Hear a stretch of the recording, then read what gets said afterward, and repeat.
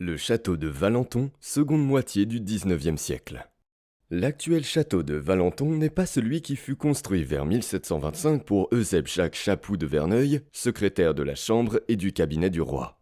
Au XVIIIe siècle, l'histoire de cette propriété est liée à deux de ses propriétaires, Chapou de Verneuil et Alma de Belmont, qui œuvrèrent à agrandir, embellir et transformer le domaine. Soucieux d'agrémenter l'entrée de leur château par une allée arborée, Chapou de Verneuil avait acquis tout d'abord, en 1744, le triangle formé par la Grande Rue, la rue Royale et la rue des Pressoirs, c'est-à-dire l'actuelle place Jean Jaurès, puis en 1745, un terrain qui devait servir au déplacement de la Grande Rue. En effet, avant 1746, après l'église, la Grande Rue, aujourd'hui rue du Colonel Fabien, continuait tout droit, traversait la propriété et débouchait sur le chemin de Paris. La nouvelle Grande Rue allait s'incliner en face du presbytère. Quant à Alma de Belmont, c'est lui qui transforma le pavillon d'été situé au bout du domaine en une tourelle.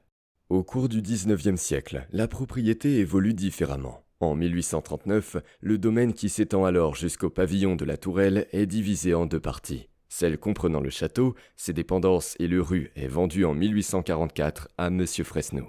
Du château, il ne reste plus que les fondations et les caves. Il fait alors construire un nouveau château, celui que nous connaissons aujourd'hui. En 1850, il procède à un échange de propriété avec Monsieur Joly, qui devient le propriétaire du château de Valenton.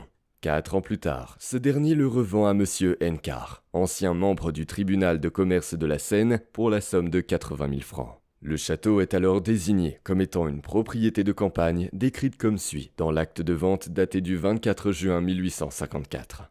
Une propriété de campagne située à Valenton, sur l'emplacement de l'ancien château, Grande Rue, au bas du pays. Susdit canton de Boissy-Saint-Léger, Seine-et-Oise, consistant en une avenue plantée de marronniers et d'arbres verts au devant de laquelle est une grille en fer flanquée de fossés et un petit terrain d'une figure presque circulaire. Un principal corps de bâtiment en face de la dite avenue est nouvellement construit. Il est élevé sur cave d'un rez-de-chaussée, étage carré, grand grenier au-dessus, avec comble couvert en ardoise.